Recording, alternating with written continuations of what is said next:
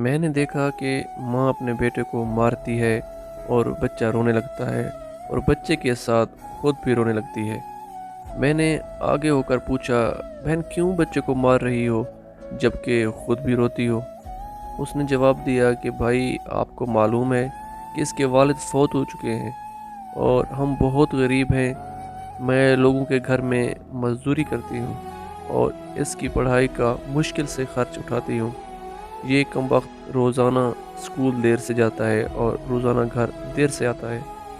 جاتے ہوئے راستے میں کہیں کھیل کود میں لگ جاتا ہے اور پڑھائی کی طرف ذرا بھی توجہ نہیں دیتا، جس کی وجہ سے روزانہ اپنے اسکول کی وردی گندی کر لیتا ہے۔ میں نے بچے اور اس کی ماں کو تھوڑا سمجھایا اور چل دیا۔ ایک دن میں صبح صبح سبزی منڈی کچھ لینے گیا تو اچانک میری نظر اس 10 سالہ بچے پر پڑی جو روزانہ گھر سے مار کھاتا تھا۔ وہ بچہ منڈی میں پھر رہا ہے اور جو دکاندار اپنی دکانوں کے لیے سبزی خرید کر اپنے بوریوں میں ڈالتے تو ان میں سے کوئی سبزی زمین پر گر جاتی، پھر وہ زمین پر گری سبزی کو اٹھاتا اور اپنی جھولی میں ڈال دیتا۔ میں یہ ماجرا دیکھ کر پریشانی میں مبتلا ہو رہا تھا کہ آخر چکر کیا ہے۔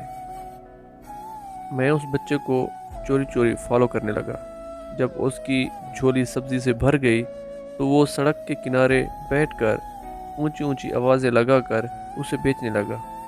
منہ پر مٹی، گندی وردی اور آنکھوں میں نمی کے ساتھ ایسا دکاندار زندگی میں پہلی بار دیکھ رہا تھا۔ دیکھتے ہی دیکھتے اچانک ایک آدمی اپنی دکان سے اٹھا جس کی دکان کے سامنے اس بچے نے ننھی سی دکان لگائی تھی۔ اس شخص نے آتے ہی ایک زوردار پاؤں مار کر اس ننھی سی دکان کو ایک ہی جھٹکے میں ساری دکان پھیلا دی اور بازو سے پکڑ کر اس بچے کو بھی اٹھا کر دھکا دے دیا۔ ننھا دکاندار آنکھوں میں آنسو لیے دوبارہ اپنی سبزی کو اکٹھا کرنے لگا اور تھوڑی دیر بعد اپنی سبزی کسی دوسری دکان کے سامنے ڈرتے ڈرتے لگا لی۔ بھلا ہو اس شخص کا جس کی دکان کے سامنے اب اس نے اپنی ننھی سی دکان لگائی تھی۔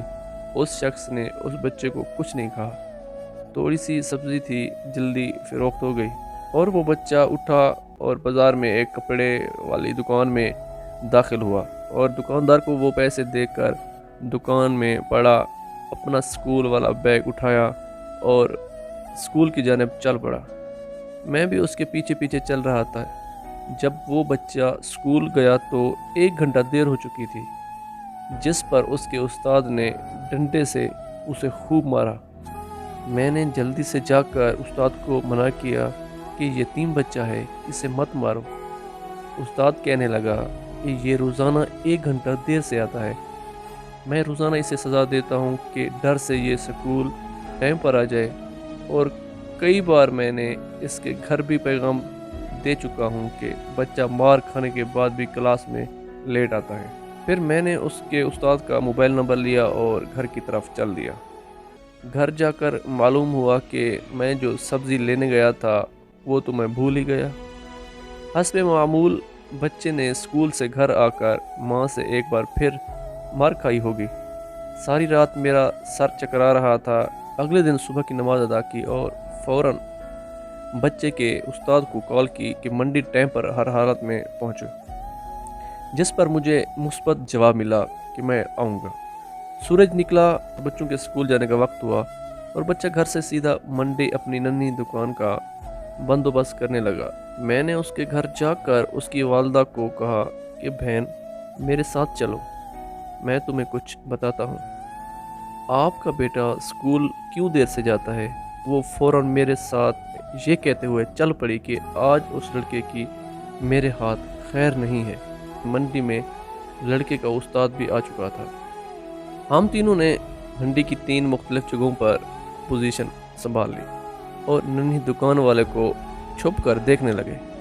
حسب معمول آج بھی اسے کافی لوگوں سے جھڑکیں لینی پڑیں اور آخر کار وہ لڑکا اپنی سبزی فروخت کر کے کپڑے والی دکان کی طرف چل دیا۔ اچانک میری نظر اس کی ماں پر پڑی تو کیا دیکھتا ہوں کہ بہت ہی درد بھری سسکیاں لے کر زاروں قطار رو رہی تھی۔ اور میں نے فوراً اس کے استاد کی طرف دیکھا تو بہت شدت سے اس کے آنسو بہہ رہے تھے۔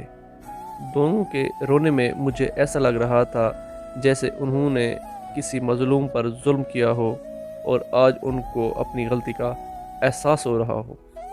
اس کی ماں روتے روتے گھر چلی گئی اور استاد بھی سسکیاں لیتے ہوئے اسکول چلا گیا۔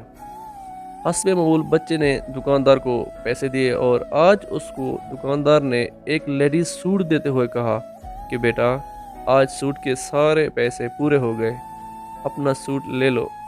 بچے نے اس سوٹ کو پکڑ کر اسکول بیگ میں رکھا اور اسکول چلا گیا۔ آج بھی 1 گھنٹہ لیٹ تھا۔ وہ سیدھا استاد کے پاس گیا اور اپنا بیگ رکھ کر مار کھانے کے لیے پوزیشن سنبھالی اور ہاتھ آگے بڑھا دیے کہ استاد ڈنڈے سے اس کو مارے۔ استاد کرسی سے اٹھا اور فوراً بچے کو گلے لگا کر اس قدر زور سے رویا کہ میں بھی دیکھ کر اپنے آنسو پر قابو نہ رکھ سکا۔ میں نے اپنے آپ کو سنبھالا اور آگے بڑھ کر استاد کو چپ کرائی اور بچے سے پوچھا کہ یہ جو بیگ میں سوٹ ہے وہ کس کے لیے ہے؟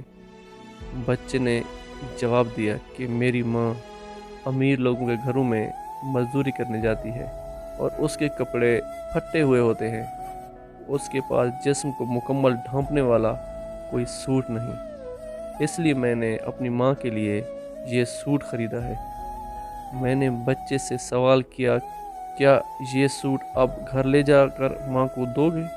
بچے نے جواب دیا نہیں انکل جی، چھٹی کے بعد میں اسے درزی کو سلائی کے لیے دوں گا اور روزانہ تھوڑے تھوڑے پیسے جمع کر کے سلائی دے دوں گا۔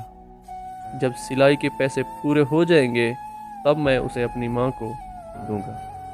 استاد اور میں یہ سوچ کر روتے جا رہے تھے کہ ابھی اس معصوم کو منڈی میں جانا پڑے گا اور لوگوں سے دھکے کھانے پڑیں گے اور ننھی دکان لگانی پڑے گی۔ آخر کب تک غریبوں کے بچے ننھی دکانیں لگاتے رہیں گے؟ آخر کب تک؟ اس واقعے سے لوگوں کو عبرت حاصل کرنی چاہیے۔ جن کے پاس رب کا دیا سب کچھ ہے مگر ناشکری ان کی زبانوں سے جاتی نہیں اور ہوس کم نہیں ہوتی۔